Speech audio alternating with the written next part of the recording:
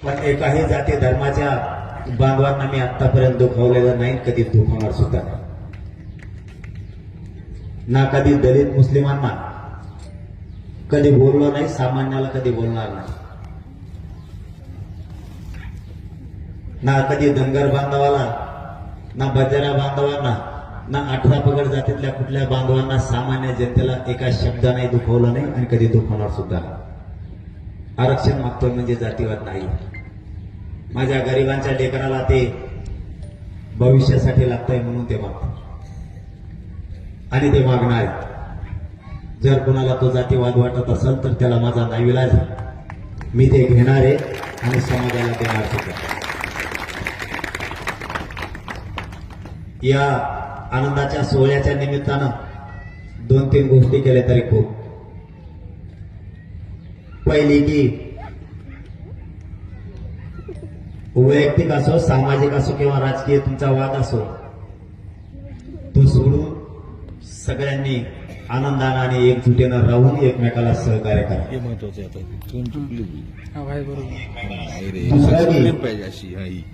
सगळ्यांनी व्यसनापासून लावलं.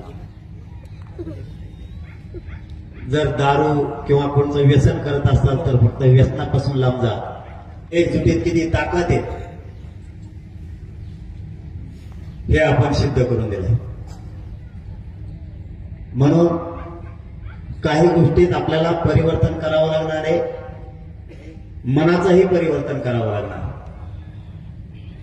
आणि पुढच्या काळात करा. तुम्ही जर एकजूट राहिले तर बाकीचं मी बघतो. कोणचं सरकार असो,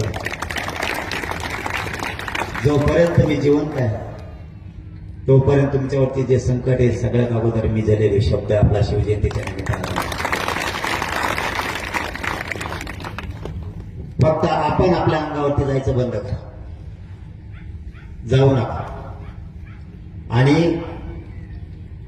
22 फेब्रुवारी पासून ते 22 मार्च पर्यंत आपल्याला काही गोष्टी कराव्या लागणार आहेत म्हणून या महिन्याच्या काळात आपण करायचं ठरवलं. हे शेवटच सांगतो आणि थांबतो. हा समाज एकत्र आला, पण गावखेड्यातल्या गोरगरिबांच्या अडचणी आणि समस्या खूप आहे. नुसतं एकत्र येऊन उपयोग नाही. एकत्र आलो, एकत्र आल्याचं योगदान व्हायला जाऊ दिलं नाही. समाजाला नाही मिळणार आरक्षण दिलं, राहिलेलं सुद्धा मिळत. छोट्या छोट्या इतक्या समस्या आणि अडचणी इतके ते सोडवायला पोलीस नाही. गावात नेमकं आपल्याला आलेली अडचण सांगायची कुणाला? हा गाव खेड्यापासून शहरापर्यंतची सगळ्यात मोठी समस्या. आपल्याला प्रत्येक गावात शेवट म्हणून एक का होईना माणूस द्यावा लागणार आहे, म्हणजे सगळं गाव त्याला त्याच्या अडचणी सांगा. आपल्याला हे करावंच लागणार. नुसती गर्दी आणि मोठमोठ्या सभा यातून समस्या लोकांच्या सुटणार नाही. लोकांना हाक मारली की लोक लाखात एकत्र येत आहेत, पण त्यांच्या आडी अडचणीचं काय? गावात येणारी अडचण गोरगरिबांनी सांगायची कुणाला? एक सांगायला त्यांना हक्काचं ठिकाण आपल्याला द्यावं लागणार. आधार जे म्हणलं जातं ना, गोरगरिबाला कसलीही अडचण आली तरी ते सोडवण्यासाठी तालुक्याला आणि गावाला एक पोरगा आपल्याला द्यावं लागणार आहे, म्हणजे सगळे गावकरी त्याला आलेली अडचण सांगू शकतो. एकमेकाच्या समस्या आणि एकमेकाचं दुःख आपल्याला सगळ्यांना माहीत झालं पाहिजे.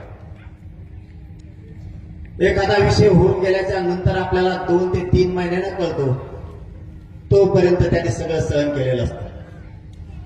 मग मुलाच्या शिक्षणाचा असू द्या, मुलीच्या शिक्षणाचा असू द्या, त्याच्या हॉस्पिटलचा असू द्या, पोलीस स्टेशनचा विषय असू द्या, किंवा पंचायत समिती तहसीलचा विषय असू द्या, कलेक्टरचा विषय असू द्या, छोट्या छोट्या कामात सुद्धा शेतकऱ्यांपासून गोरगरिबांना अडचणी ती त्यांच्या अडचणी सोडवायला कोणी नाही. म्हणून गावात एक माणूस असलाच पाहिजे की गावकऱ्यांच्या समस्या जाणून घेऊन त्या सोडवायच्या. यासाठी 1 महिना आपण ते काम करतोय.